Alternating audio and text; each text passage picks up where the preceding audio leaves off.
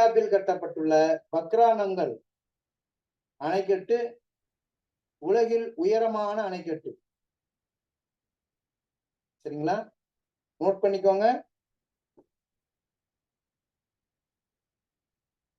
அடுத்து வந்து நாகார்ஜுன சாகர் அணைக்கட்டு எந்த மாநிலத்தில் அமைந்துள்ளதுன்னா ஆந்திர பிரதேசம். எந்த நதியின் குறுக்கே அந்த அணை கட்டப்பட்டுள்ளதுன்னா கிருஷ்ணா நதியின் குறுக்கே கட்டப்பட்டுள்ளது நாகார்ஜுன சாகர். இந்த நாகார்ஜுன சாகர் ஆந்திர பிரதேசத்தில் அமைஞ்சிருக்கு. அடுத்து கொய்னா அணை மகாராஷ்டிராவில் மும்பைக்கு அருகே அமைந்துள்ளது. மும்பையோட குடிநீர் தேவை இதான் பண்ணுது. அடுத்து பராக்கா இந்தியா வங்காளதேசம் இடையே அந்த அணைக்கட்டு இருக்கு. இந்த பராக்கா அணைக்கட்டுல இருந்துதான் வங்காளதேசத்துக்கான நதிய டீஸ்டா அக்ரிமெண்ட், தீஸ்டா தீபா சொல்றோம்ல, தீஸ்டா நதிநீர் ஒப்பந்தம் எந்த இரு நாடுகளுக்கு இடையே ஏற்படுத்தப்பட்டுள்ளதுன்னா இந்தியா பங்களாதேஷ். தீஸ்டா.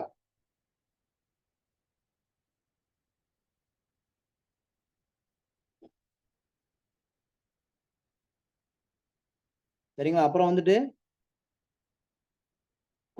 கோசி நதி வந்து பீகாரின் துயரம் என்று அழைக்கப்படுகிறது. கோசி நதி பீகாரின் துயரம் என்று அழைக்கப்படுகிறது. ஏன்னா மழைக்காலங்கள்ல அதிகமான வெள்ளப்பெருக்கு ஏற்பட்டு பீகார் மாநிலத்தில் இழப்புகளை அதிகம் ஏற்படுத்தக்கூடியது, சேதங்களை அதிகம் ஏற்படுத்தக்கூடியது. அதனால பீகாரின் துயரம் என்று அழைக்கப்படும் நதி எதுன்னு கேட்டா கோசி. வங்காளத்தின் துயரம் என்று அழைக்கப்படுவது எதுன்னு கேட்டா தாமோதர் நதி. வங்காளத்தின் துயரம் அப்படின்னு கேட்டா தாமோதர் நதி.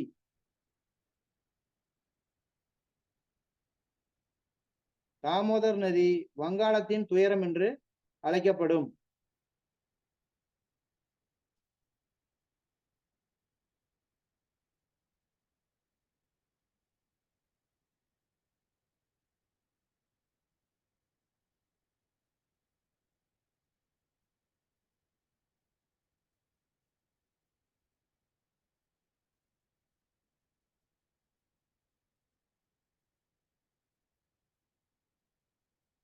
வங்காளத்தின் துயரம் என்று அழைக்கப்படுவது தாமோதர் நதி. அதே மாதிரி சீனாவின் துயரம் என்று அழைக்கப்படுவது மஞ்சள் ஆறு அல்லது தவகொங்கா ஆறு. சரிங்களா. அப்புறம் இந்தியாவில் உள்ள மிக பெரிய துறைமுகங்கள் மொத்தம் எத்தனைன்னா 12.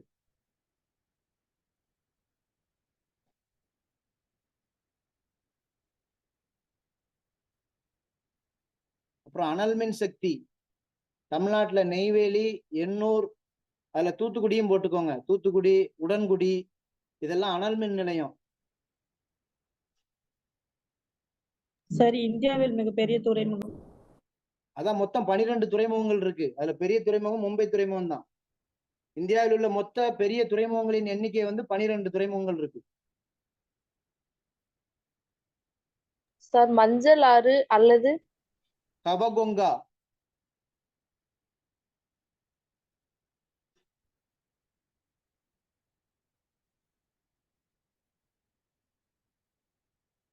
சரிங்களா. அடுத்து வந்து அனல் மின் சக்தி பார்த்துக்கிடுங்க. அது நெய்வேலி, எண்ணூர், அதுல தூத்துக்குடி, உடன்குடி எல்லாம் போட்டுக்கோங்க. அதெல்லாம் தெர்மல் பிளான்ட் தான் நடந்துட்டு இருக்கு. அடுத்து தமிழ்நாட்டில் உள்ள கோடைக்காலம். தமிழ்நாட்டுல கோடைக்காலம் என்பது மார்ச் முதல் மே வரை. குளிர்காலம் என்பது டிசம்பர் முதல் பிப்ரவரி வரை. தென்மேற்கு பருவகாலம் ஜூன் முதல் செப்டம்பர் வரை. வடகிழக்கு இது வந்து அக்டோபர் முதல் நவம்பர் வரை. தமிழ்நாட்டுக்கு அதிக மழை பொழிவை தரக்கூடியது வடகிழக்கு பருவமழை. இந்தியாவுக்கு வந்து தென்மேற்கு பருவமழை. சரிங்களா. அடுத்து சதுப்பு நில காடுகள்.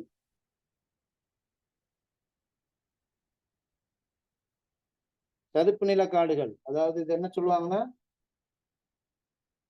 அலையத்தி காடுகள்.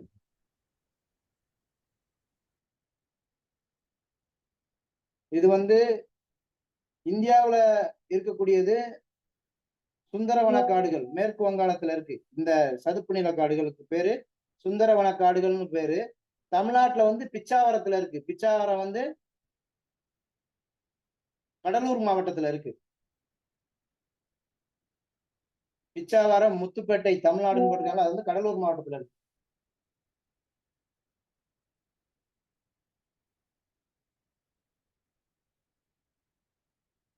இத வந்து மேங்க்ரோவ் ஃபாரஸ்ட்னு சொல்லுவாங்க. சரிங்களா? இது என்ன, இதோட சிறப்பு என்னன்னு பாத்தீங்கன்னா, இதோட வேர் வந்து சூரியனை எதிர்த்து மேலாக்க வரும், மேல் நோக்கி வளரும் இதோட வேறு. அந்த வேரின் மூலமா தான் தண்ணியில இருக்கக்கூடிய ஆக்சிஜனை இது உரியும்.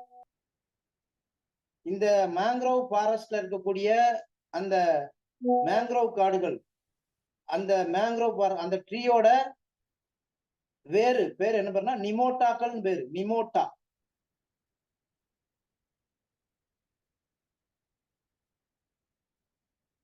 சரிங்களா? அது வந்து ஈட்டி போல இருக்கும். நெமட்டோபோஸ் சார். ஆமா டீச்சர். அடுத்து வந்து சின்கோனா. சின்கோனாங்கிறது ஒரு மரம். இந்த மரப்பட்டையில இருந்து தான் கொய்னான்னு ஒரு மருந்து தயாரிக்கிறாங்க. இது எதுக்குன்னு பாத்தீங்கன்னா மலேரியா நோய். சின்கோனா மரப்பட்டையிலிருந்து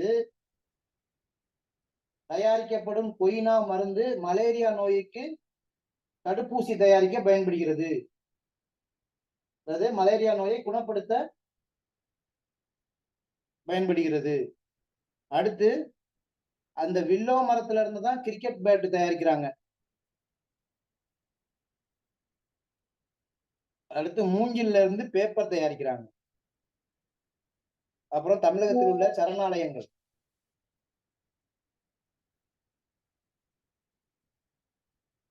முதுமலை சரணாலயம். இந்த முதுமலை சரணாலயம் தான் இந்தியாவில் மிக பழமையான சரணாலயம். நீலகிரி மாவட்டத்துல இருக்கு.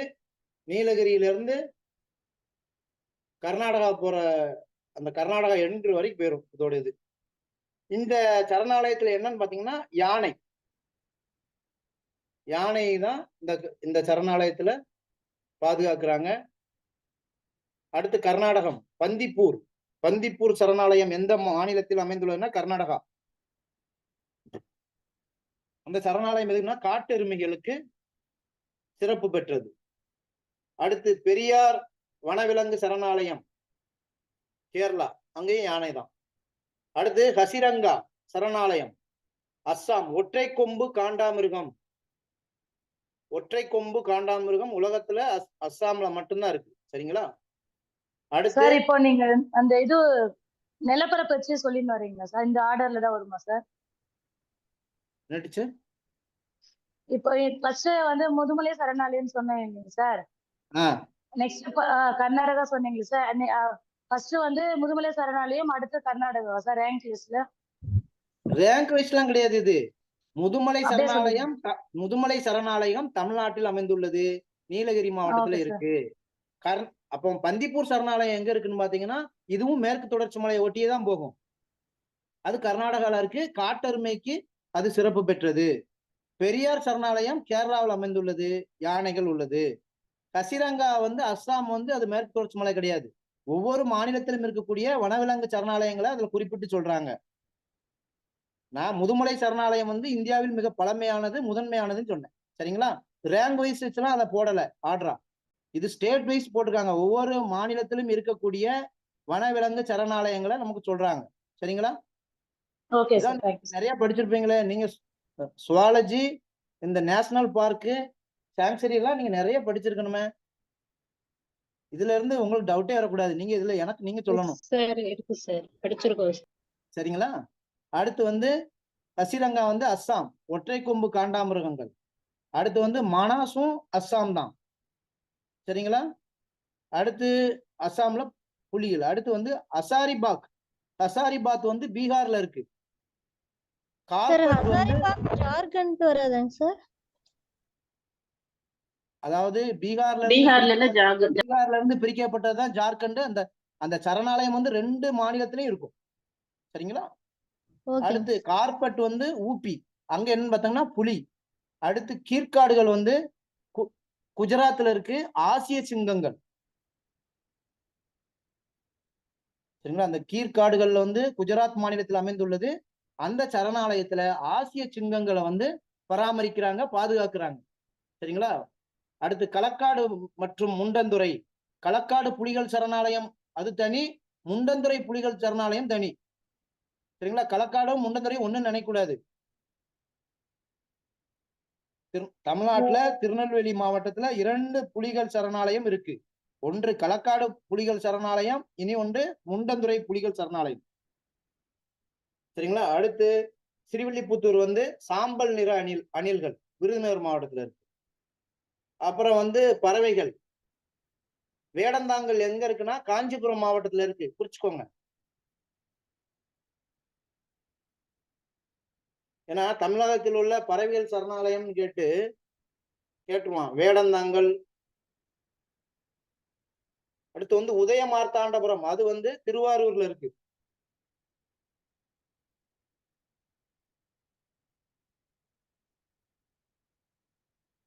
சரிங்களா? அடுத்து வந்து கச்சிராங்குடி வந்து ராமநாதபுரம்.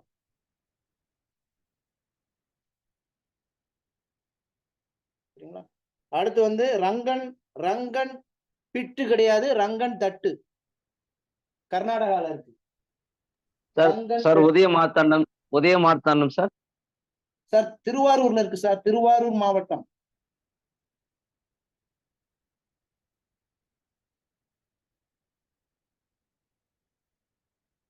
அடுத்து வந்து கஜிரங்குடி, அது வந்து ராமநாதபுரத்துல இருக்கு.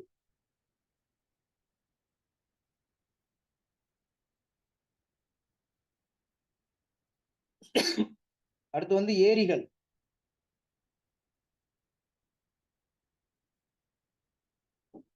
சாம்பார் ஏரி ராஜஸ்தான்ல இருக்கு, சரிங்களா? இது வந்து இந்தியாவில் உள்ள மிகப்பெரிய உப்பு ஏரி.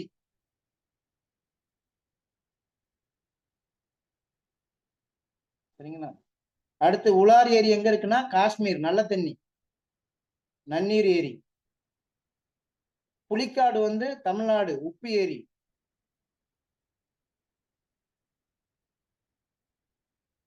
அடுத்து சில்கா ஏரி வந்து ஒரிசால இருக்கு, அதுவும் உப்பு ஏரி தான்.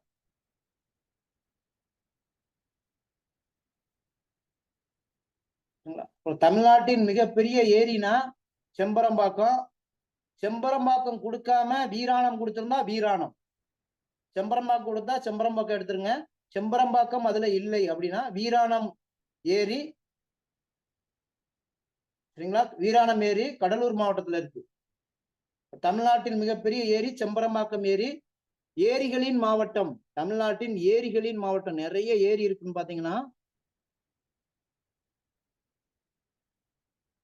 நிறைய ஏரி இருக்குது பாத்தீங்கன்னா காஞ்சிபுரம் டிஸ்ட்ரிக்ட்ல. அதெல்லாம் மழை வந்தா சென்னையில அவ்வளவு தண்ணி, சரிங்களா? இதுல மேல வந்து அந்த புலிக்காட்டு ஏரி வந்து அமைந்துள்ளது திருவள்ளுவர் மாவட்டத்துல இருக்கு. புலிக்காட் லேக், அந்த புலிக்காட்டு ஏரி பக்கத்துல திருவள்ளுவர் மாவட்டத்தில் அமைந்துள்ளதுன்னு போட்டுக்கோங்க. திடீர்னு இந்த ஏரி எந்த மாவட்டத்தில் அமைந்துள்ளதுன்னு போடலாம். பழைவேற்காடு ஏரின்னு சொல்லுவாங்க சார். சார் பழைவேற்காடு ஏரின்னு சொல்லுவாங்க சார். பழைவேற்காடு, another name பழைவேற்காடு ஏரி. அதான் சார், ஸ்ரீஹரிகோட்டா பக்கத்துலயே இருக்கும் சார். ஆமாங்க சார். அதாவது நியர்பை அந்த இந்த நம்ம சொல்ற புலிக்காட் லேக் வந்து ஆந்திர தமிழ்நாடு எல்லை. இந்த ஸ்ரீஹரிகோட்டால இருக்கக்கூடிய இந்த சதீஷ் தவான் விண்வெளி ஏவு மையத்துல ஏதாவது ராக்கெட் ஏவுனாங்கன்னா இந்த பகுதியில இருக்க மக்களையும் அலாட் பண்ணுவாங்க, சரிங்களா? அடுத்து வந்துட்டு தமிழ்நாடு காரிப் பயிர்கள். காரிப் பயிர்னா கோடைகால பயிர்கள்னு போட்டுக்கோங்க. காரிப் பயிர்கள் இந்தியாவுல, சரிங்களா? நெல், சோளம், சணல், பருத்தி, கரும்பு, நிலக்கடலை. ராபினா இந்த காரிப் அறுவடை காலம் பாத்தீங்கன்னா நவம்பர் மாசம், சரிங்களா?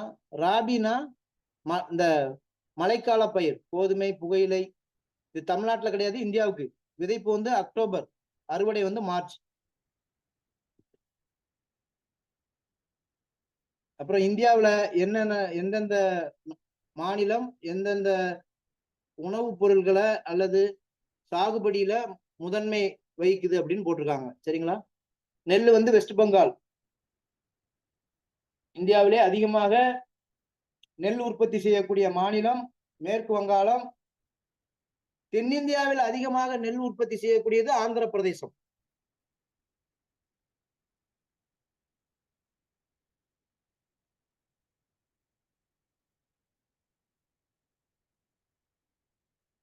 சரிங்களா? அடுத்து கோதுமை வந்து பஞ்சாப். அதனாலதான் இந்தியாவின் கோதுமை களஞ்சியம்னு சொல்றோம். மஞ்சள் புகையிலை வந்து ஆந்திர பிரதேசம். தேயிலை ரப்பர் வந்து கேரளா. நறுமண பொருள்களும் கேரளா தான். பருப்பு வந்து வறண்ட நிலத்துலதான் அதிகமா எல்டிங் கொடுக்கும், அதாவது உற்பத்தி.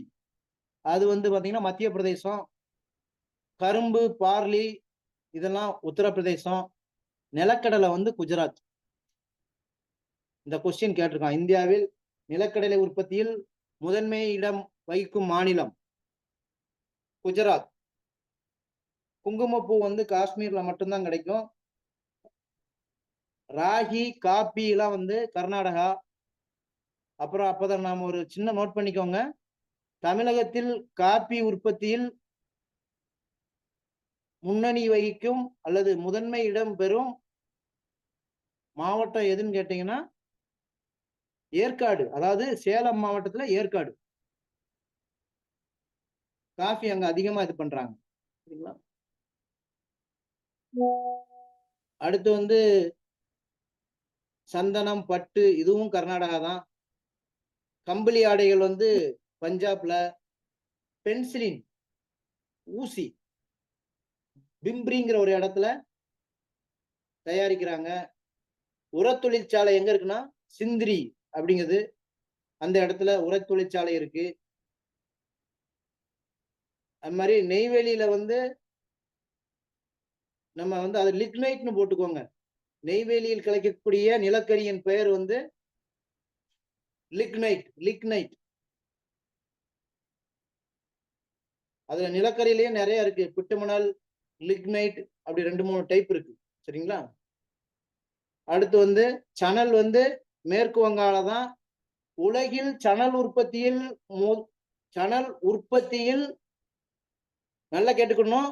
உலகில் சணல் உற்பத்தியில் முன்னணி வகிக்கும் நாடுனா இந்தியா. உலகில் சணல் ஏற்றுமதியில் முன்னிலை வகிக்கும் நாடுனா வங்காளதேசம். நம்ம அதிகமா உற்பத்தி பண்ணாலும் நமக்கான தேவையை கன்சம்ஷன் நிறைய இருக்கு. அதனால நம்மளே செலவழிச்சுக்கிடுறோம். அவங்க வந்து எக்ஸஸா இருக்கிறதுனால அவங்க எக்ஸ்போர்ட் பண்றாங்க. சரிங்களா? அதாவது சணல் உற்பத்தியில் உலகில் முதலிடம் வகிக்கும் நாடுனா இந்தியா. ஏற்றுமதியில் முதலிடம் வகிக்கும் நாடுனா பங்களாதேஷ். சரிங்களா? இந்த சணலை வந்து தங்க இலை புரட்சி எதனுடைய தொடர்புடையது? தங்க இலை, கோல்டன் லீஃப் ரெவல்யூஷன் எதோடு தொடர்புடையதுன்னா சணல் உற்பத்தி.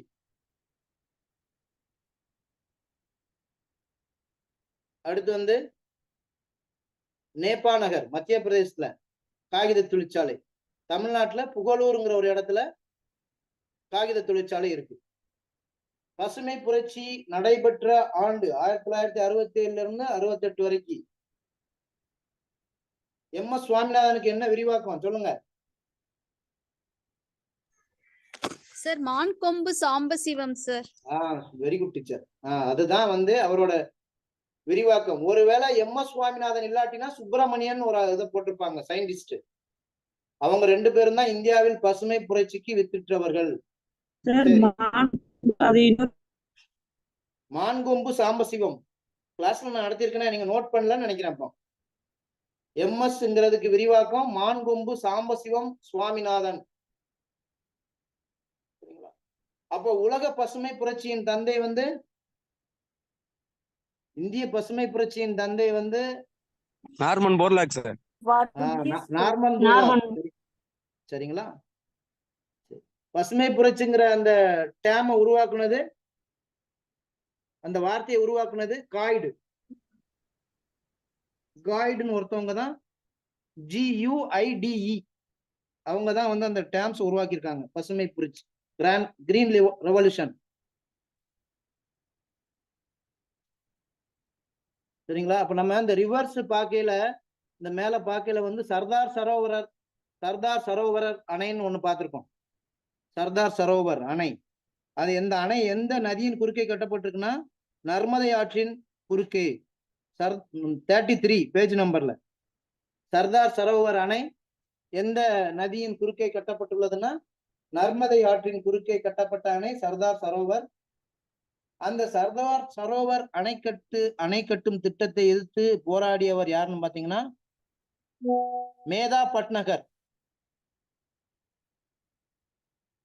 மேதா பட்நகர்னு ஒரு அம்மா, சோசியல் ஆக்டிவிஸ்ட். சரிங்களா? சரி, இங்க வந்துருங்க. அப்படி பால் பண்ணை தொழில் சென்னையில வந்து மாதவரம், இங்கதான் வந்து ஆவின் இது இருக்கு. குஜராத்ல வந்து ஆனந்த். இந்தியாவில் அதிகமாக வந்து பால் உற்பத்தி செய்யும் மாநிலம் வந்து குஜராத்.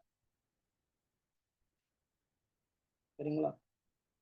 பால் உற்பத்தி செய்யறது குஜராத், பால் ஏற்றுமதி பண்றது ஹரியானா. குஜராத்ல தேவை அதிகமா இருக்கு, ஹரியானால வந்து எக்ஸ்போர்ட் பண்றாங்க.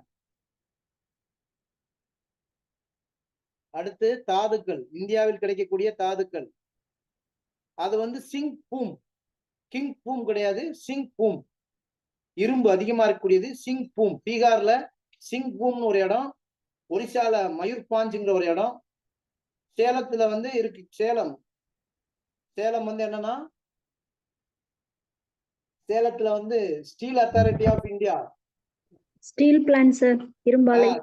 சேலத்துல ஒண்ணு இருக்கு. சரிங்களா? அதுவும் வந்து மத்திய அரசின் நவரத்னா, அதாவது லாபம் ஈட்டக்கூடிய தொழிற்சாலையில இருக்கு.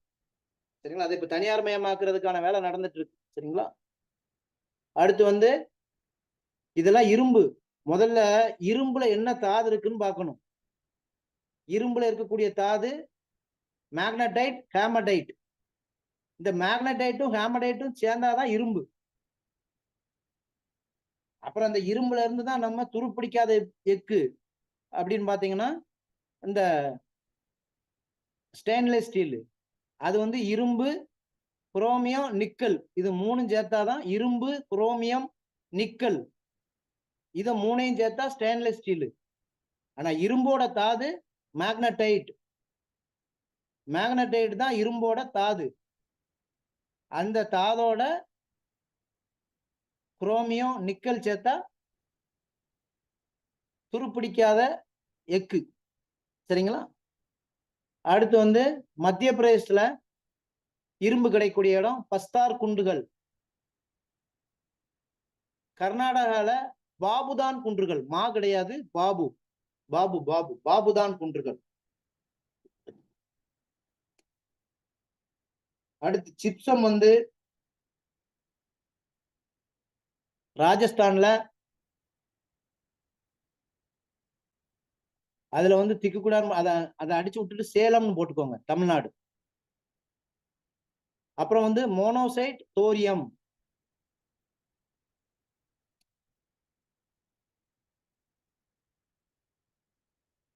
அணுத்தாது. தோரியம் வந்து எப்படி யுரேனியம், புளூட்டோனியம் அப்படின்னு அணுத்தாது சொல்றோமோ, யுரேனியம் 235 அப்படி சொல்லுவோம். அதே மாதிரி புளூட்டோனியம், யுரேனியத்தை விட வலிமையானது புளூட்டோனியம். அதே மாதிரி தோரியம். இந்த தோரியம் எங்க இருக்குன்னா கேரளாவிலோட கடற்கரை பகுதிகளில் இருக்கு. சரிங்களா? அடுத்து நிலக்கரி வந்து ஜாரியா வந்து ஜார்க்கண்ட்ல இருக்கு. ஜாரியா வயல்னு சொல்லுவாங்க. அதை அந்த நிலக்கரி கிடைக்கக்கூடிய இடத்த ஜாரியா வயல். இந்த பழுப்பு நிலக்கரிக்கு பேர் தான் லிக்னைட். அது நிலக்கரி ரீ போட்டுக்கோங்க. லிக்னைட் நெய்வேலியில கிடைக்கு. அடுத்து யுரேனியம் வந்து ஜடுகுடா, பீகார்ல கிடைக்கும். காப்பர் வந்து ராஜஸ்தானின் கேத்ரி குன்றுகள்.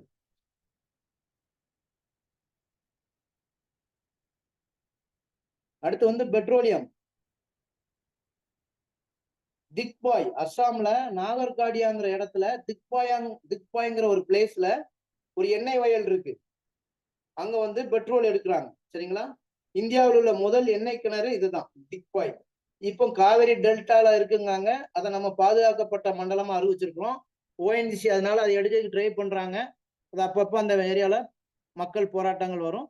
ஆனா இந்தியாவில் இருக்கக்கூடிய முதல் எண்ணெய் கிணறு அல்லது எண்ணெய் வயல் எதுனா, கண்ணை மூடிட்டு அடிக்கணும், திக்பாய். அது எங்க இருக்குன்னா அஸ்ஸாம்ல இருக்கு. தமிழ்நாட்டில் பெட்ரோலியம் வளம் உள்ள பகுதி எதுன்னு கேட்டா காவிரி டெல்டா. அது காவிரி டெல்டாவையும் ஸ்பெசிபிக்கா பாத்தீங்கன்னா புவனகிரி வந்து கடலூர் மாவட்டம், அடியக்காமங்கலம் கோயில், சரிங்களா? நரிமணம், இந்த கலப்பாய்ங்கிறது கிடையாது, அதை அடிச்சு விட்டுருங்க. நரிமணம் எங்க இருக்குன்னு பாத்தீங்கன்னா நாகப்பட்டினம் மாவட்டத்துல. அடுத்து குஜராத்ல அங்காளேஸ்வருங்கிற இடத்துல எண்ணெய் வயல் இருக்கு சார். அந்த கலப்பாய் உண்டு சார். அடியாக்கமங்கலம் கோவில் அடிச்சிருந்தேன் சார். கலப்பாய் தனியா இடம் இருக்கு. கலப்பாயை வெட்டி விட்டுரு. அடியாக்கமங்கலம் கோயில் கலப்பாய் இருக்குல்ல, அதை அடிச்சு விட்டுருங்க. இல்ல சார், கோவில் மட்டும் அடிக்கணும் சார். கோவில் கிடையாது சார். கலப்பால்னு ஒரு தனி இடம் இருக்கு சார். அடியாக்கமங்கலம் தனி இடம் சார். சரிங்க சார், சரிங்களா? நான் திக்பாய் தான் கலப்பாய்ங்கிறது அங்க போட்டிருக்காங்களோ நான் நினைச்சிட்டேன். சரிங்களா? அடுத்து வந்து தங்கம் கிடைக்கிறது கோலார் தங்க சுரங்கம், அதெல்லாம் இப்ப மூடிட்டாங்க. சரிங்களா? இந்தியாவில் உள்ள ஒரே வைர சுரங்கம், நீங்க வைரம்னாலே நம்ம சூரத்துன்னு நினைச்சிருவோம். சூரத்துலதான் வைரம் பட்டை திட்டுறாங்க. சூரத்துல இருந்தா அதிகமா வைரம் எக்ஸ்போர்ட் ஆகுது. சூரத்துல இருந்தா பட்டு அதிகமா எக்ஸ்போர்ட் ஆகுது. அப்படிங்கிற நம்ம வைரம்னு உடனே நம்ம சூரத் போயிடக்கூடாது. மத்திய பிரதேசல பன்னான்னு ஒரு இடம் இருக்கு, அங்கதான் அதிகமா வைரம் வெட்டி எடுக்கிறாங்க. சரிங்களா? அடுத்து வந்து மைக்கா வந்து இந்தியாவிலேயே உலகத்திலேயே மைக்கா உற்பத்தியில இந்தியா தான் ஃபர்ஸ்ட் இடம். அதுல ஸ்பெசிபிக்கா இருக்கிறது பீகார். அடுத்து மாங்கனீஸ், அது கீழே இருக்குது. கியோர் பஞ்சு கிடையாது, மயூர் பஞ்ச், ஒரிசால. சரிங்களா? இந்தியா வந்து உலகில் 2வது இடம் மாங்கனீஸ் உற்பத்தி. அடுத்து இரும்பு எஃகு தொழிற்சாலைகள். சரிங்களா? இதுல வந்து சார் நம்ம 34 பேஜ்ல மேல நம்ம சரணாலயங்கள் பார்த்தோம்ல, அதுல வந்து அது மேல நோட் பண்ணிக்கோங்க. இந்தியாவில் வந்து உங்களுக்கு இது தெரிஞ்சிருக்கும், இருந்தாலும் இதை டச் பண்ணாம இது பண்ணக்கூடாது. புலி பாதுகாப்பு திட்டம், ப்ராஜெக்ட் டைகர், 1973. சரிங்களா? இதுல உள்ளார்ந்து என்ன இருக்குன்னா, எந்த ஆண்டு வங்காள புலி இந்தியாவின் தேசிய விலங்காக ஏற்றுக்கொள்ளப்பட்டதுன்னா 1973. அதுக்கு முன்னால ஆசிய சிங்கம், அதுக்கு முன்னால இருந்தது இந்தியாவோட தேசிய விலங்கா இருந்தது ஆசிய சிங்கம்.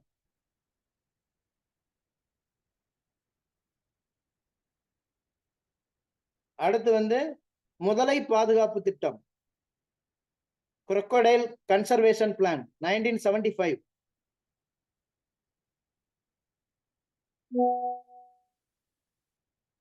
அடுத்து வந்து யானை பாதுகாப்பு திட்டம், project elephant,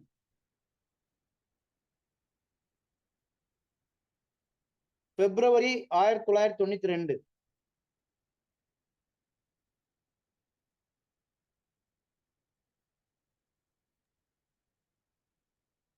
முதலைன்றது 1975 sir.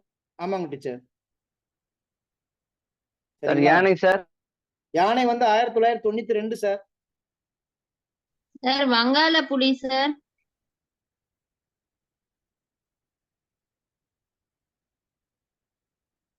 Project tiger வந்து 1973. வங்காள புலி வந்து இந்தியாவோட தேசிய விலங்கா எப்போ அடாப்ட் பண்ணிக்கிட்டாங்கன்னா 1973. அதுக்கு முன்னால சிங்கம் தான் இருக்கும். சரிங்களா? அப்புறம் மயில் எந்த ஆண்டு முதல் தேசிய பறவையாக ஏற்றுக்கொள்ளப்பட்டது? இந்தியாவின் தேசிய பறவை எதுன்னு கேக்குறோம்ல, 1963 பிப்ரவரி 1.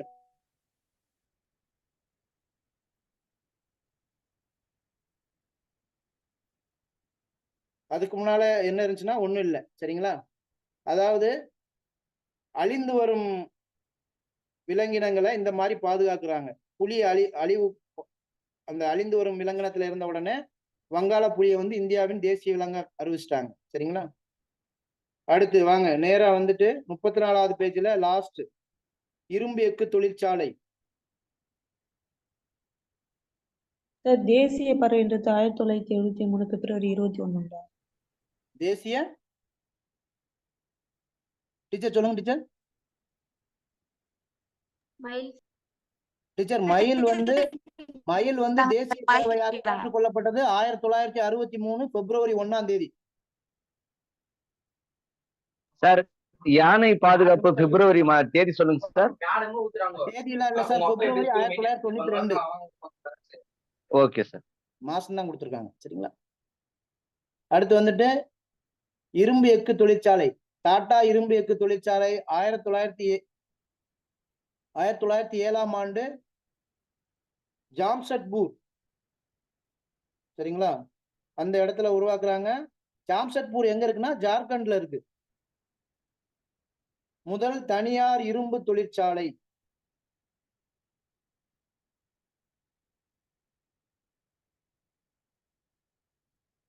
சரிங்களா? அதுக்கு அடுத்து வந்து ரூர்கேலா இரும்பு எஃகு தொழிற்சாலை ஒரிசா. அந்த ரூர்கேலா இரும்பு எஃகு தொழிற்சாலையை உருவாக்குவதற்கு அல்லது ஏற்படுத்துவதற்கு உதவி செய்த நாடு மேற்கு ஜெர்மனி. இப்போ வந்து ஒருங்கிணைந்த ஜெர்மனி, அப்போ வந்து மேற்கு ஜெர்மனி கிழக்கு ஜெர்மனின்னு இருந்திருக்கு. சரிங்களா? வருஷம் வந்து 1959. ரூர்கேலா இரும்பு எஃகு தொழிற்சாலை ஏற்படுத்தப்பட்ட ஆண்டுன்னு கேட்டா 1959. ரூர்கேலா ஸ்டீல் பிளான்ட் எங்க இருக்குன்னா ஒரிசால இருக்கு. அந்த ரூர்கேலா ஸ்டீல் பிளான்ட்டுக்கு இந்தியாவுக்கு வந்து உதவி செய்த நாடு எதுன்னு கேட்டா மேற்கு ஜெர்மனி. அடுத்து பிலாய் இரும்பு எஃகு ஆலை மத்திய பிரதேசத்தில் அமைந்துள்ளது. அந்த ஆலை ஏற்படுத்தப்பட்ட ஆண்டு 1955. அந்த பிலாய் இரும்பு எஃகு தொழிற்சாலைக்கு உதவி செய்த நாடு அதாவது திட்ட உதவி செய்த நாடு எதுன்னு பாத்தீங்கன்னா ரஷ்யா. அடுத்து பொக்காரோ எங்க இருக்குன்னா ஜார்க்கண்ட்ல இருக்கு. இது எப்பம்னா 1956ஆம் ஆண்டு ஏற்படுத்துறாங்க. இதுவும் யாரோட கொலாபரேஷன்னா ரஷ்யா. அடுத்து துர்காப்பூர் மேற்கு வங்காளத்தில் இருக்கக்கூடிய இரும்பு எஃகு தொழிற்சாலை துர்காப்பூர். இது வந்து 1959ஆம் ஆண்டு இது பண்றாங்க. இந்த திட்டத்திற்கு உதவி செய்த நாடு இங்கிலாந்து. அடுத்து விஸ்வேஸ்வரையா இரும்பு எஃகு தொழிற்சாலை 1923ஆம் ஆண்டு பத்ராவில் நிறுவப்பட்டது. ஸ்கிரீன் ரோல் பண்ணுங்க சார். பத்ரா வந்து கர்நாடகால இருக்கு. சரிங்களா? விஸ்வேஸ்வரையா பத்ராவில் நிறுவப்பட்டது. பத்ரா வந்து கர்நாடகால இருக்கு. இந்த விஸ்வேஸ்வரையா தான் இவரோட பிறந்த நாளை தான் இன்ஜினியர்ஸ் டேயா கொண்டாடுறோம். செப்டம்பர் 15 பொறியாளர் தினம்.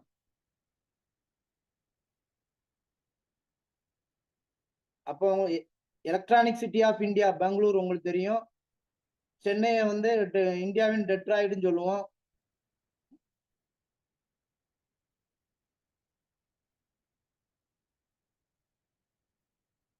அடுத்து மண் வகைகள். அழகா இந்த கொஸ்டின் மறுபடியும் வருது. கரிசல் மண் மகாராஷ்டிரா, கோயம்புத்தூர், ராமநாதபுரம்,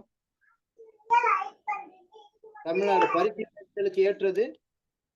போன டிஆர்பி கொஸ்டின் கோயம்புத்தூர் பீடபூமி பகுதியிலும் வைகை மற்றும் வைப்பாற்று ஆற்று நிலை பகுதிகளிலும் எந்த முக்கிய பயிர் பயிரிடப்படுகிறது? போன டிஆர்பி கொஸ்டின்ல கேட்டிருக்கான். சரிங்களா? பருத்தினாலே அந்த களிமண் கரிசல் மண்ணுக்கு தான் வரும். சரிங்களா?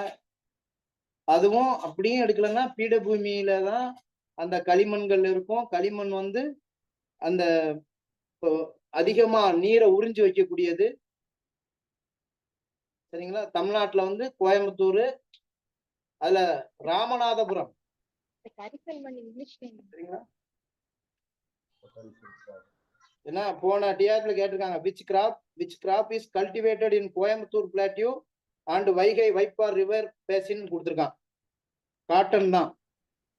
சுகர் கேன் வந்து அது நிறைய பேர் பிளாக் சாயில். அதான் சுகர் கேன் வந்து நிறைய பேர் சுகர் கேன் கோயம்புத்தூர்ல பருத்திக்கு அடுத்து தான் கரும்பு உற்பத்தி பண்றாங்க. சரிங்களா? இந்தியாவுல அதிகமா பருத்தி விளைவிக்கக்கூடிய மாநிலம்னு பாத்தீங்கன்னா மகாராஷ்டிரா, தமிழ்நாட்டுல வந்து கோயம்புத்தூர், வட இந்தியாவுல வந்து ஊபியில வந்து கான்பூர். அதனாலதான் வட இந்தியாவின் மான்செஸ்டர் அப்படின்னு கேட்டா கான்பூர். தென்னிந்தியாவின் மான்செஸ்டர்னா மும்பை, தமிழ்நாட்டின் மான்செஸ்டர்னா கோயம்புத்தூர். சரிங்களா? செம்மண் இரும்பு ஆக்சைடு உள்ளதால் சிவப்பாக உள்ளது. தமிழ்நாட்டில் 2/3 பகுதி பங்கு செம்மண்ணா தான் இருக்கு. சார் வட இந்திய மான்செஸ்டர் சார். கான்பூர் கான்பூர்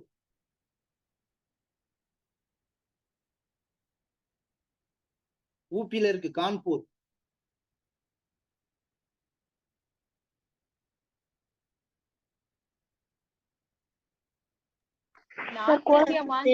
மும்பை சொன்னீங்களா சார்? டீச்சர் யார் டீச்சர்? நார்த் இந்தியா டீச்சர் தென்னிந்தியாவின் மான்செஸ்டர் மும்பை, வட இந்தியாவின் மான்செஸ்டர் கான்பூர், தமிழ்நாட்டின் மான்செஸ்டர் கோயம்புத்தூர். சரிங்களா? சார் சொல்லும் போதே கொஞ்சம் மேக்ஸிமம் எழுதுங்க, திரும்ப திரும்ப கேட்டுட்டே இருக்காதீங்க. அப்பதான் அடுத்தடுத்து அவர் சார் போவாங்க. திரும்ப திரும்ப நீங்க ஃபாஸ்டா எழுதுங்க, கிண்ட் மாதிரி எழுதுங்க. 10 தடவை சொல்லிட்டாரு. ஓகே சார், கண்டினியூ பண்ணுங்க சார். ஏன்னா நீங்க அடுத்த கொஸ்டின், உலகத்துல மான்செஸ்டர்ங்கிறது இங்கிலாந்துல ஒரு பிளேஸ். சரிங்களா? இந்த பருத்தியை வச்சுதான் நீங்க நீங்க வந்து இந்திய சுதந்திர போராட்டத்தை நீங்க தெரிஞ்சுக்கிடணும். அதாவது கிபி 1600ஆம் ஆண்டு, அதாவது 16ஆம் நூற்றாண்டுல இங்கிலாந்துல தான் தொழில் புரட்சி ஏற்படுது. இங்கிலாந்துல தான் தொழிற்சங்கங்களும் முதல்ல ஏற்படுறாங்க. ஏன்னா தொழிற்சாலைகள் அதிகமா இருக்கு. அதனால தொழிலாளர் உரிமைக்காண்டி அங்கதான் தொழில் புரட்சிகளும் ஏற்படுது. அவங்க வந்து காட்டன் இண்டஸ்ட்ரீஸ். அவங்க என்ன பண்றாங்க, நம்ம வந்து இங்க ராட்டையில துணி நெய்க்கிறோம், அவன் மிஷின்ல ரெடி பண்ணி இந்தியாவில கொண்டு வந்து அதெல்லாம் விற்கணும். அதனாலதான் மான்செஸ்டர் வந்து அங்க வந்து காட்டன் இண்டஸ்ட்ரியோட உலகத்தோட இதே அதான். ஆனா நீங்க பருத்தி அதிகமா விளைவிக்கிறதுன்னு பாத்தீங்கன்னா அதுக்காண்டி இங்கிலாந்து கிடையாது. உலகிலேயே பருத்தி அதிகமா விளைவிக்கிறது எகிப்து. எகிப்து அவ்வளவு பருத்தி, ஏன்னா நைல் நதி தான். நைல் நதி மட்டும் பாயலன்னா எகிப்து பெரிய பாலைவனம். நம்ம எப்படி சகாரா பாலைவனம் சொல்றோமோ அந்த எகிப்து முழுவதும் பாலைவனம். ஏன்னா அந்த நைல் நதி ஒரு வளமான நதி. அதனால எகிப்துல இருக்கக்கூடிய பருத்தி வந்து உலகத்திலேயே சிறப்பான பருத்தி. ஆனா அவன் ஃபுல்லா எக்ஸ்போர்ட் தான் பண்றாங்க.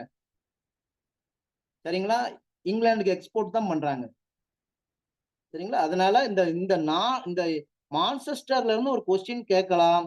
இதுல உங்களுக்கு அடிஷனலா சொல்றேன், இது பக்கத்திலே எழுதிக்கோங்க. தேசிய வாழை ஆராய்ச்சி நிறுவனம் ஒருவேளை கேட்கலாம். தேசிய வாழை ஆராய்ச்சி நிறுவனம் எங்க இருக்குன்னா திருச்சிராப்பள்ளியில இருக்கு. பக்கத்திலே குறிச்சுக்கோங்க. தேசிய வாழை ஆராய்ச்சி நிறுவனம் உள்ளது திருச்சிராப்பள்ளியில இருக்கு. அடுத்து வண்டல் மண். வண்டல் மண் தான் வளமான மண். அதனாலதான் சிவிலைசேஷன் ஃபுல்லா பாத்தீங்கன்னா நதிக்கரை நாகரிகங்கள் தான். ஆற்றங்கரை ஓரத்திலிருந்து தான் நாகரிகம் வந்திருக்கு. சரிங்களா? அந்த வளமான பகுதி. இதுல இந்த பழமையான வண்டல் மண்ணுக்கு பேரு பாகர், இளமையான வண்டல் மண் பேர் காதர். சரிங்களா? அடுத்து கடகரேவை டீச்சர், அதுல புக்லயே இருக்கு பாருங்க. பழமையான வண்டல் மண் பாகர், இளமையான இருக்கு பாருங்க. பழமையான வண்டல் மண் பாகர், இளமையான வண்டல் மண் காதர். சரிங்களா? அடுத்து இந்தியாவை வட டீச்சர் சொல்லுங்க. Excuse me sir. சார் தென்னிந்தியாவின் மான்செஸ்டர் வந்து அகமதாபாத்னு சேஞ்ச் பண்ணிட்டாங்க சார். டீச்சர் பள்ளி பாட புத்தகம் தான் வேத புத்தகம். நீங்க நமக்கு வந்து வேதம் வந்து பள்ளி பாட புத்தகம் தான். சரிங்களா? அது வந்து ஒண்ணு மாறும். சரியா? நம்ம ஸ்கூல் புக்ல என்ன இருக்கோ அதான். நான் ஏற்கனவே ஒரு இது சொல்லிட்டேன் உங்களுக்கு. ஸ்கூல் புக்ல வந்து இந்த பாக்டீரியாவின் தந்தை யாருன்னு பார்த்தா ராபர்ட் கோச்னு போட்டிருக்கு 9th ஸ்கூல் புக்ல. நீங்க அதுக்கு ஆண்டர்வான் லியூவன்க்கு நீங்க தொட்டீங்கன்னா உங்களுக்கு 1 மார்க் போச்சு. சரிங்களா? பள்ளி புத்தகத்துல இருந்தாதான் நம்ம நாளைக்கு ஃபைட் பண்ணலாம், ஹைகோர்ட்ல போட்டு நீங்க தப்பா ஆன்சர் சூஸ் பண்ணிட்டீங்கன்னு. சரிங்களா? Okay sir, thank you. நீங்க ஜிகே நெட்ல தேடக்கூடாது, ஸ்கூல் புக்ல தான் தேடணும். அடுத்து இந்தியாவை 2ஆக பிரிப்பது கடகரேகை. 23.5 டிகிரி கடகரேகை இந்தியாவின் குறுக்காக செல்கிறது, 2ஆக பிரிக்கிறது. கடகரேகை செல்லும் மாநிலங்கள் மிசோரம், அதுல மிசோன்னு மாத்துக்கோங்க, மிசோரம். சார் எக்ஸ்கியூஸ் மீ சொல்லுங்க டீச்சர். சார் தென்னிந்தியாவின் மான்செஸ்டர் வந்து கோயம்புத்தூர்னு தாங்க சார் 10th புக்ல கொடுத்துருக்காங்க. அதான் டீச்சர், அதான் சொன்னேன். சார் நீங்க மும்பைன்னு சொன்னீங்க சார்.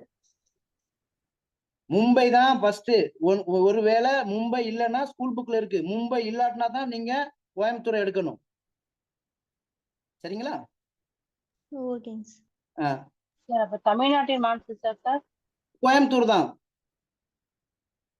காட்டன் இண்டஸ்ட்ரீஸ், பருத்தி அதிகமா விளையக்கூடிய இடத்த அப்படி சொல்றாங்க. சரிங்களா?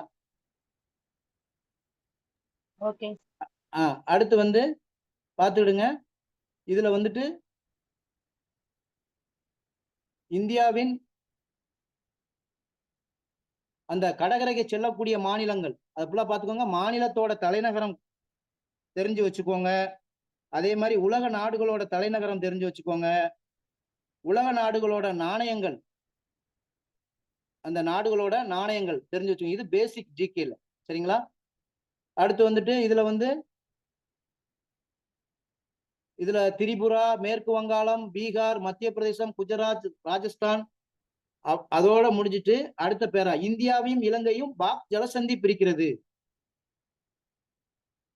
சரிங்களா? இந்தியாவையும் பாகிஸ்தானையும் பாக் ஜலசந்தி பிரிக்கிறது. அதிக மாநிலங்களுடன் எல்லையை கொண்டும் கடற்கரை இல்லாத மாநிலம் உத்தரப்பிரதேசம். இந்தியாவில் அடுத்த பாயிண்ட், இந்தியாவின் முதலில் சூரியன் உதிக்கும் மாநிலம் அருணாச்சல பிரதேசம். இந்தியாவில முதலா சூரியன் உதிக்கிறது அருணாச்சல பிரதேசம்.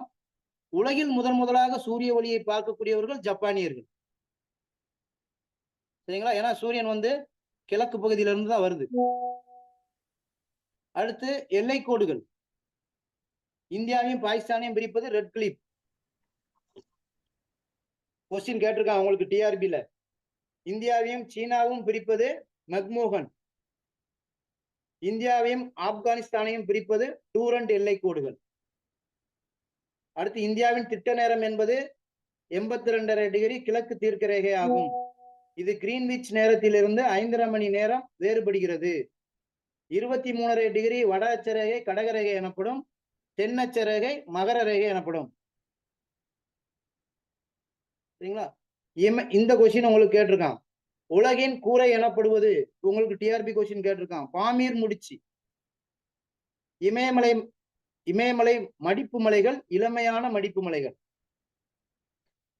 சரிங்களா? இதுல அப்ப இந்தியாவின் மிக பழமையான மலை எதுன்னு கேட்டா ஆரவல்லி மலைத்தொடர். இந்தியாவில் உள்ள மிக பழமையான மலை எதுனா ஆரவல்லி மலைத்தொடர், ராஜஸ்தான்ல இருக்கு. சரிங்களா? இந்தியாவில் உள்ள மிக உயரமான சிகரம்னா அந்த காட்பின் ஆஸ்டி தான், காட்பின் ஆஸ்டின் 8611. சரிங்களா? எவரெஸ்ட் நேபாள்ல இருக்கு. நேபாள்ல எவரெஸ்ட் சிகரத்தோட பேரு சாகர்மாதா. எவரெஸ்ட் சிகரத்துல நேபாள்ல அதோட பேரு சாகர்மாதா.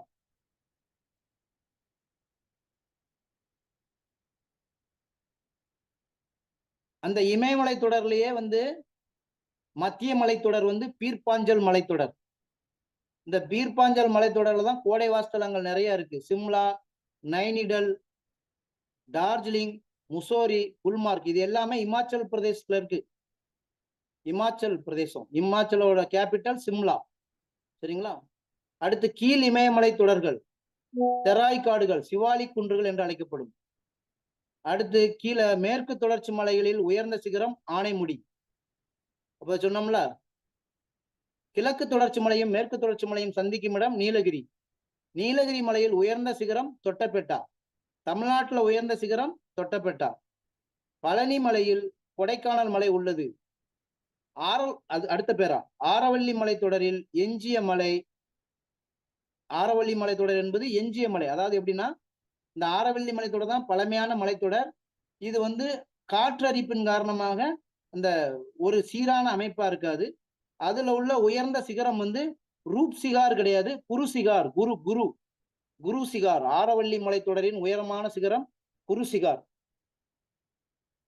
அடுத்து சிந்து நதி. இது உருவாகிற இடம் மானசரோவர் ஏரி, அதாவது கைலாய மலைன்னு சொல்லுவாங்க. சரியா? இதோட மொத்த நீளம் வந்து 2900 கிலோமீட்டர். அதுல 709 கிலோமீட்டர் மட்டும்தான் இந்தியால பாயுது. ஆனாலும் சிந்து நதி நீர் ஒப்பந்தத்தின்படி பாகிஸ்தான் நம்மகிட்ட தான் கண்ட்ரோலா இருக்கும். அந்த நதி உற்பத்தியாகி நம்ம காஷ்மீர் வழியா பாகிஸ்தானுக்கு போகுது. அதனால இப்ப இடையில கூட நாங்க நதியை மறிச்சிருவோம்னு சொல்லி நம்ம அவங்கள ரிட்டர்ன் பண்ணோம். அப்புறம் கங்கை நதி உருவாகக்கூடிய இடம் வந்து கங்கோத்ரி. இமயமலையில கங்கோத்ரிங்கிற இடம். நீங்க வந்து சிந்து நதி உருவாகும் இடம்னா மானசரோவர் ஏரி இமயமலையில. சரிங்களா? கங்கைனா கங்கோத்ரி, இது இமயமலையில. இது இந்தியாவில் நீளமான ஆறு, 2500 கிலோமீட்டர் பாயுது. இந்தியாவின் தேசிய நதி. இந்தியாவின் தேசிய நதி எதுன்னு கேட்டீங்கன்னா கங்கை. இந்தியாவின் தேசிய நதிநீர் விலங்கு என்னன்னு கேட்டாங்கன்னா, இந்தியாவின் தேசிய நதிநீர் விலங்கு அப்படின்னு கேட்டாங்கன்னா கங்கை டால்பின். கங்கை டால்பின். சரிங்களா? அது வந்து இந்த அது வந்து ஒரு சைவ உண்ணி. ஆமா.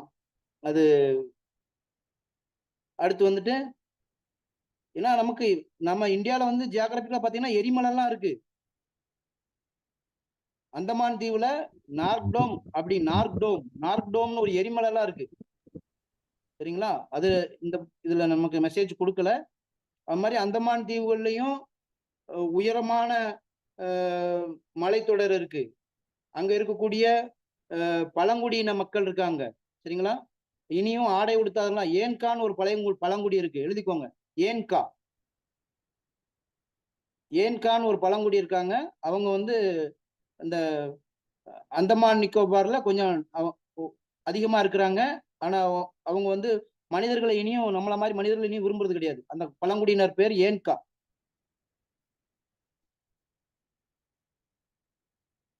சரிங்களா? அடுத்து வந்து கங்கை நதியின் துணை நதிகள் யமுனை, கோமதி. அது கோகி கிடையாது, கோசி.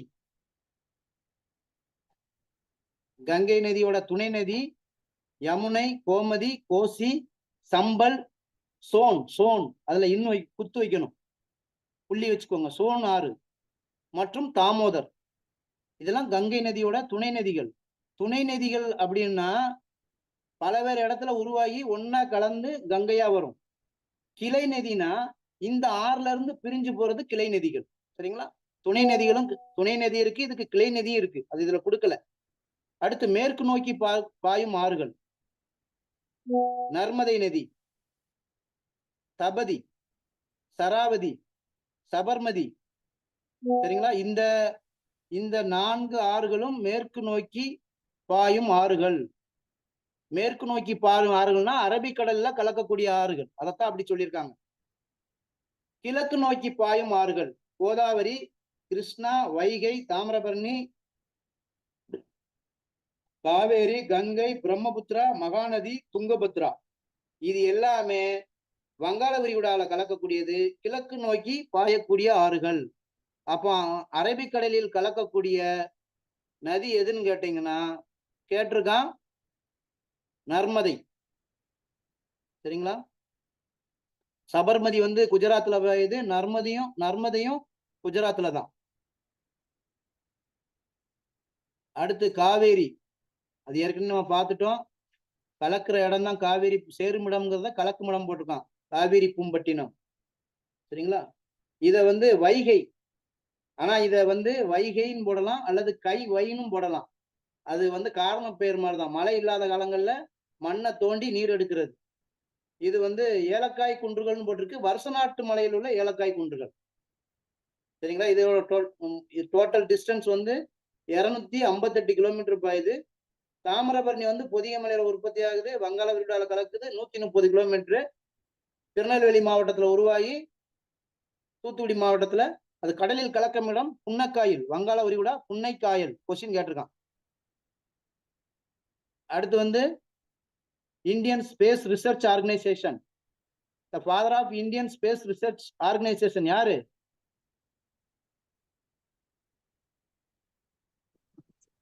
சார் விக்ரம் சாராபாய்.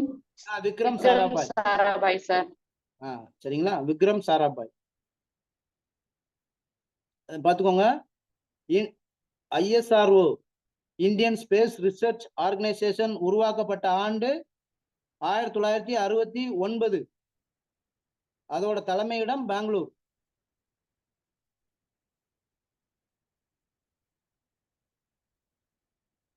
சரிங்களா. அடுத்து விண்வெளி கமிஷன் அல்லது விண்வெளித்துறை உருவாக்கப்பட்டது 1972. கவனமா படிங்க. இந்த புக்கை தாண்டிலாம் எங்கேயும் வராது. இந்த 10 கொஸ்டின் இந்த புக்ல இருந்தா வரும். கொஞ்சம் படித்தால், கவனமா படிச்சா அழகா போட்டுடலாம். 10க்கு 10 அப்படியே எடுத்துடலாம். சரிங்களா. இந்தியாவால் செலுத்தப்பட்ட முதல் செயற்கைக்கோள்னா ஆரியப்பட்டா. அதாவது 19/4/1975. டேட்டு கூட கேட்டிருக்காங்க. 19/4/1975 இந்தியாவால் செலுத்தப்பட்ட முதல் செயற்கைக்கோள். சரிங்களா. அது எங்க இருந்து சொன்னா, நம்மள்ட்ட அப்ப வந்து ஸ்பேஸ் ஸ்டேஷன் கிடையாது. இப்போ நம்ம ஸ்ரீஹரிகோட்டால வச்சிருக்கிறோம் சதீஷ் தவான் விண்வெளி ஆய்வு மையம். அங்க இருந்து நம்ம இப்ப எல்லாமே ராக்கெட் ஏவுறோம். அது இல்ல. அப்ப எங்க இருந்துச்சு? ரஷ்யாலையும் ஒருங்கிணைந்த ரஷ்யா. இப்போ இந்த பைக்கானூர் வந்து கஜகஸ்தான்ல இருக்கு. சரிங்களா. கஜகஸ்தான் வந்து ரஷ்யால இருந்து பிரிஞ்சதுதான். அதாவது எப்படின்னா சோவியத் யூனியன் சிதைவும்பாங்க. இந்தியாவில் முதல் செயற்கைக்கோள். அடுத்து வந்து பாஸ்கரா 7/9/1979 இந்தியாவில் முதல் புவி ஆய்வு செயற்கைக்கோள். பாஸ்கரா 1ன்னு போட்டுக்கோங்க. பாஸ்கரா 1 7/9/1979 முதல் புவி ஆராய்ச்சி செயற்கைக்கோள். அடுத்து ரோஹிணி, அது ரோசினின்னு இருக்கு. ரோஹிணி. இந்த ரோஹிணிங்கிறது இந்தியாவில் தயாரிக்கப்பட்ட முதல் ராக்கெட் ஏவு ஊர்தி.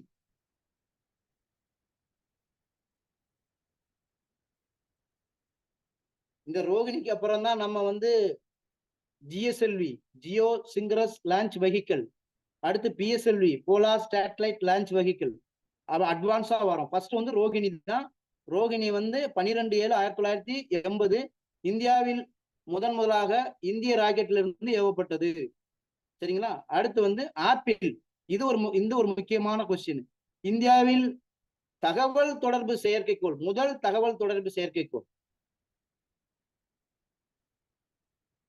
19/6/1981.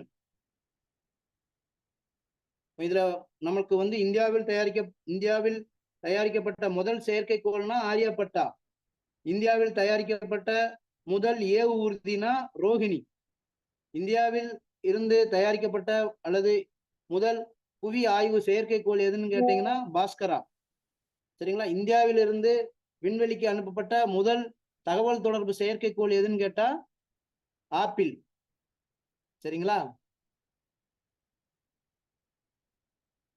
இதுக்கு பிறகு பாத்தீங்கன்னா நமக்கு வந்து சந்திராயன் வந்து திட்ட இயக்குனர் வந்து டாக்டர் மயில்சாமி அண்ணாதுரை சார். சரிங்களா. அதாவது சந்திராயன் வந்து நிலவுக்கு அனுப்பும் திட்டம், மனிதர்களை அனுப்பும் திட்டம் அல்லது நிலவை ஆய்வு செய்யும் திட்டம். மங்கள்யான் வந்து சந்திராயனை ஆய்வு செய்யும் திட்டம்.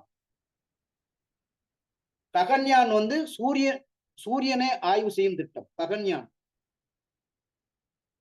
சந்திராயன், மங்கள்யான், ககன்யான்.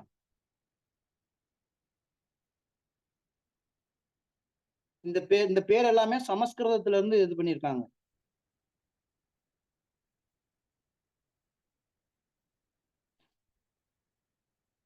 சார் இன்னொரு முறை சொல்லுங்க சார். சந்திராயன் வந்து நிலவை ஆராய்வு செய்யும் திட்டம். அதுக்கு வந்து அதோட திட்ட இயக்குனர் வந்து மயில்சாமி அண்ணாதுரை சார். அடுத்து மங்கள்யான் வந்து செவ்வாய் கிரகத்தை ஆய்வு செய்யும் திட்டம். அதோட திட்ட இயக்குனர் மங்கள்யான் 1 வந்து சிவன் ஒரு சாரு, அவர் தமிழர், கன்னியாகுமரி மாவட்டத்தை சேர்ந்தவர், சிவன். மங்கள்யான் 2 வந்து சோம்நாத் சார். இப்போ கரண்ட்ல இந்திய விண்வெளி ஆராய்ச்சித்துறை தலைவர் யாருன்னு பாத்தீங்கன்னா சோம்நாத் சார். சோம்நாத்.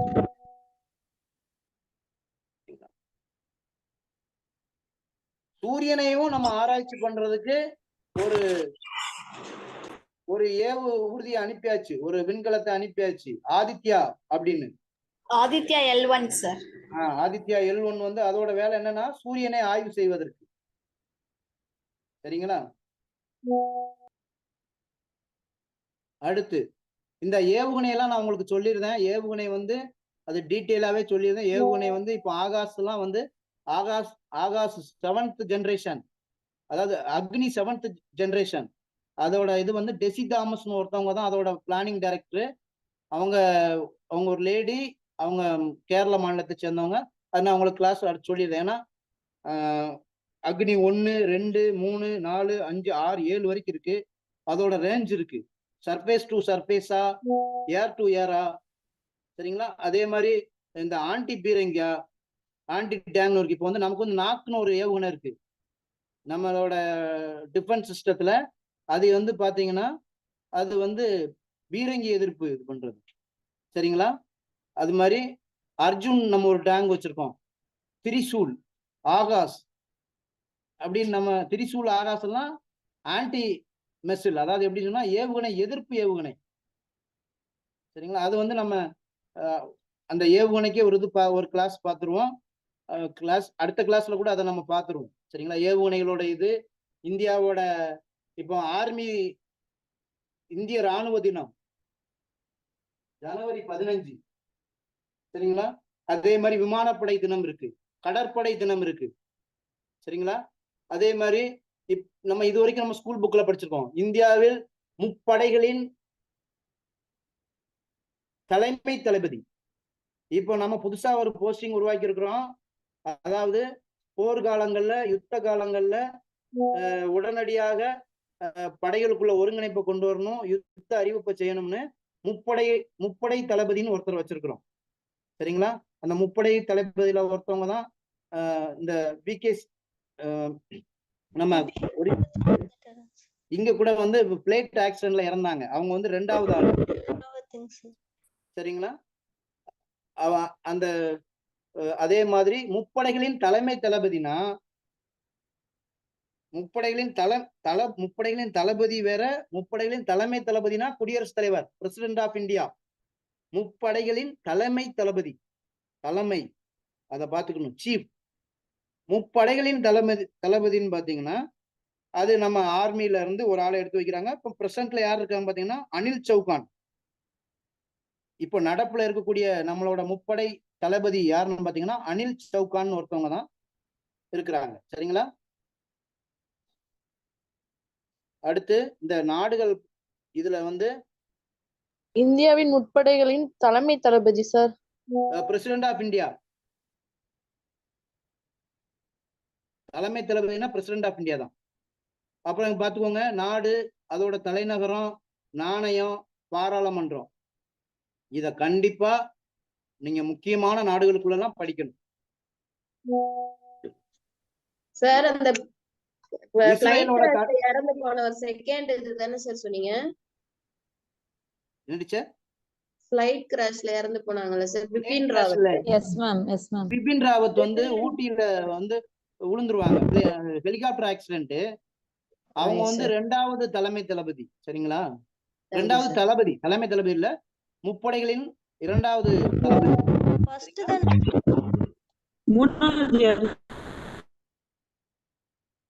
இதுல ஒரு சின்ன இது பாத்துக்கோங்க. இதுல ஒரு திருத்தம் இருக்கு. இஸ்ரேலோட கேபிட்டல் வந்து ஜெருசலம் இல்லை, டெல் அவீவ்.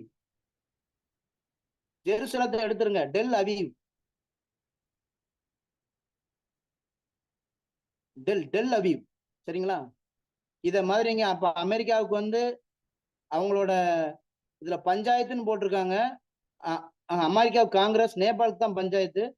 இதுல காங்கிரஸ்லயும் வந்து செனட் சொல்றோம்ல, அதுதான் செனட். நமக்கு வந்து பார்லிமெண்ட். இப்படி முக்கியமான நாடுகளுக்கு பார்த்துக்கோங்க. நேத்து ஒலிம்பிக்ல ஃபர்ஸ்ட் கோல்டு மெடல் வின் பண்ண நாடு எது? என்ன போட்டி? China sir. அது என்ன போட்டி? சைனாங்க sir. Air rifle sir. 10 metre air rifle. அதான் சொல்லணும். 10 மீட்டர் 10 மீட்டர் துப்பாக்கி சுடும் போட்டியில முதல் தங்கத்தை எடுத்திருக்காங்க. சவுத் கொரியாவை ஜெயிச்சு எடுத்திருக்காங்க. சரிங்களா?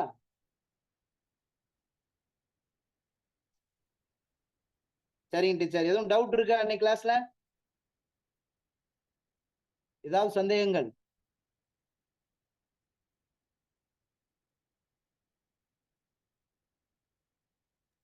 சார் முப்படை தளபதி சார். அதாவது முப்படை தளபதினா ராணுவத்துல உயரிய பதவியிலிருந்து அவங்க ரிட்டையர்ட் ஆன பிறகு கொடுக்கக்கூடிய ஒரு பதவி, அல்லது அதுதான் முக்கியமான இந்தியாவில் இருக்கக்கூடிய உயர்ந்த பாதுகாப்பு பணியில உள்ள பதவி. சரிங்களா? அதாவது எப்படின்னா, இந்த அமெரிக்கா போன்ற நாடுகள்ல, வளர்ந்த நாடுகள்ல, வல்லரசு நாடுகள்ல அப்படி ஒரு பதவி இருக்கு. அது எதுக்குன்னு பாத்தீங்கன்னா, யுத்த அறிவிப்பை 3 படைகளையும் ஒருங்கிணைக்கணும். அதாவது இந்தியாவில வந்து விமானப்படை இருக்கு, தரைப்படை இருக்கு, கப்பற்படை இருக்கு. ஒரு தாக்குதல் நடத்தணும்னா இந்த 3 படைகளையும் ஒருங்கிணைக்கணும். அப்ப அந்த வேலையை யார் செய்வா? அந்த வேலையை செய்யறதுக்கு அவங்களுக்கெல்லாம் ஒரு சீப் வேணும்ல. அதனாலதான் அந்த பதவியை கொண்டு வந்தாங்க. இது எனக்கு தெரிஞ்சு எப்ப கொண்டு வந்தாங்கன்னா, நம்ம புல்வாமா தாக்குதல் நடந்த பின்பு உடனே நம்ம சடனா பண்ண முடியல. பண்ணியிருந்தா அதை பெருசா பண்ணியிருக்கலாம். அதை உணர்ந்துதான் அதுக்கு பிறகு இந்த மாதிரி ஒரு திட்டங்கள் கொண்டு வந்திருந்தாங்க. தளபதின்னு கேட்டா நம்ம ராணுவத்தில் உள்ள தலைமை தளபதி. தலைமைன்னு ஒரு வார்த்தை வந்துட்டுன்னா நீங்க துணிஞ்சு அடிக்கலாம். அது குடியரசுத் தலைவர். அதுதான் ஆன்சர். சரிங்களா? வேற டீச்சர்? சார் இந்த மங்கள்யான் பத்தி, சந்திரயான் பத்தி இன்னொரு முறை சொல்லிடுங்க சார். சார், சந்திரயான் வந்து நிலவை ஆராய்ச்சி செய்யும் திட்டம். நிலவிற்கு விண்கலனை அனுப்பும் திட்டம் தான் சந்திராயன். சந்திராயன்ல 1, 2 இருந்துச்சு. அதோட திட்ட இயக்குனர் வந்து ஐயா மயில்சாமி அண்ணாதுரை.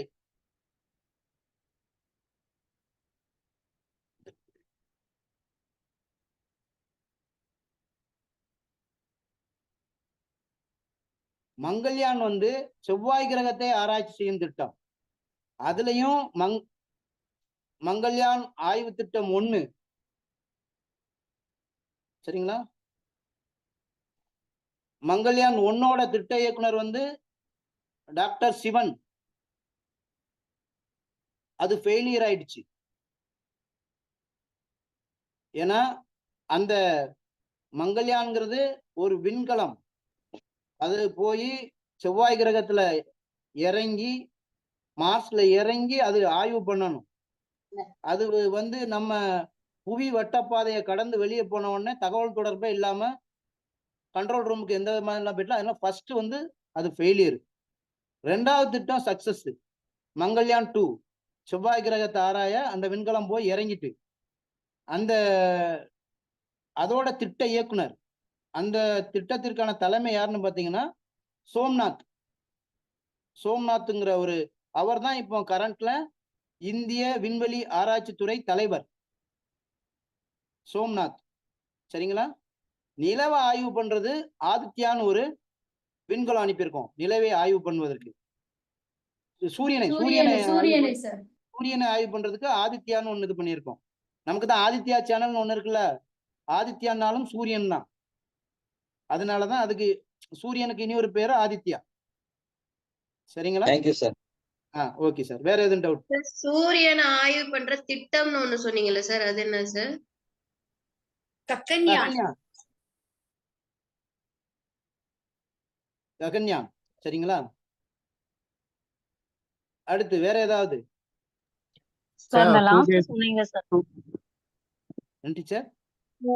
சார் இந்த லாஸ்ட் அந்த ஒலிம்பிக்ல ஃபர்ஸ்ட் தங்கம் வாங்கின நாடு சொன்னீங்களா சார்? அது என்னங்க சார்? சீனா தான். சீனா. அது யாரோ சைனா யாரோட சார்? இன்னும் South Korea. South Korea. South கொரியாவை வீழ்த்தி அவங்க தங்கத்தை வாங்கினாங்க. சவுத் கொரியா வெள்ளி. சரிங்களா? 10 மீட்டர் ஏர் ரைஃபிள். சரிங்களா? அதே மாதிரி இந்தியாவுக்கும் ஃபர்ஸ்ட் பதக்கம் கிடைச்சிருக்கு. 10 மீட்டர் ஏர் ரைஃபிள்ல மனு பக்கார். சரிங்களா? மனு பக்காருங்கிறவங்க ஃபர்ஸ்ட் மெடல் எடுத்திருக்காங்க. சரிங்களா? வெண்கலம். ஸ்டேட் சார் அவங்க?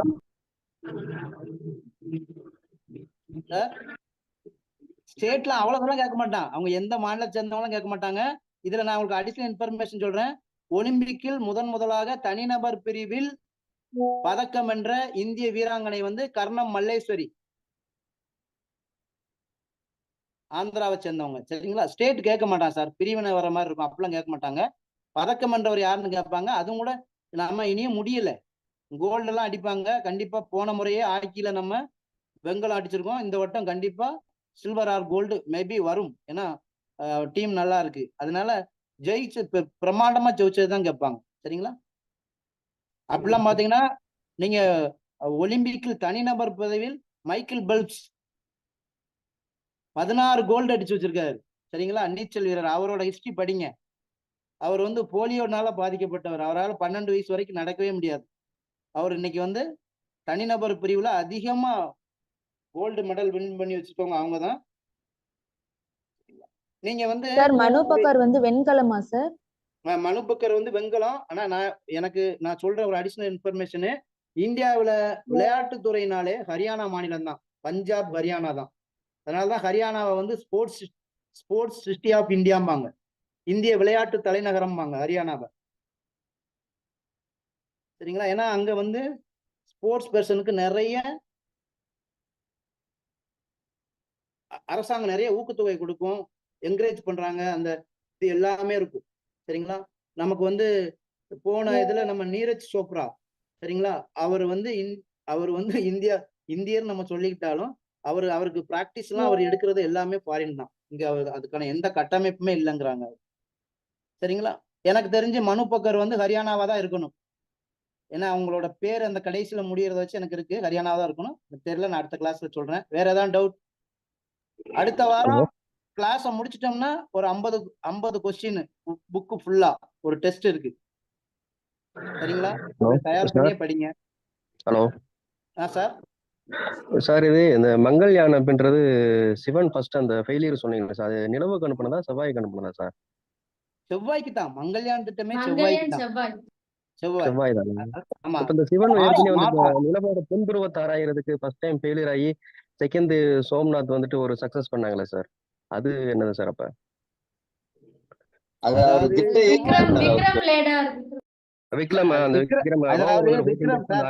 விக்ரம் வந்து ஒரு லேடர். அது ஃபர்ஸ்ட் இதுல வந்து அது ஒழுங்கா பண்ணல. செகண்ட் இதுல சக்சஸா இறங்கிட்டு நிலவுல தென் துருவத்துல தண்ணி இருக்குன்னு கண்டுபிடிச்சதுதான் சந்திராயன். இது ஆமா சார். நிலவுல தென் துருவத்தை வந்து அது வந்து ஒரு புதிர். அந்த இடத்துக்கு நம்ம இறக்கிறோம். சீனா போயிருந்தாலும், அமெரிக்கா போயிருந்தாலும், ரஷ்யாலாம் நிலவுக்கு போயிருந்தாலும் தென் துருவத்துல யாரும் அந்த செயற்கைக்கோளை இறக்கல.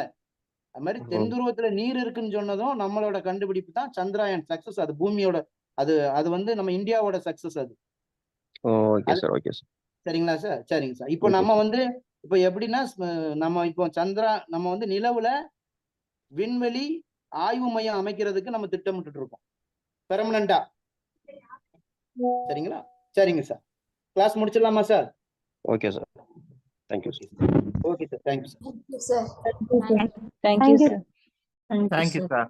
Thank you sir.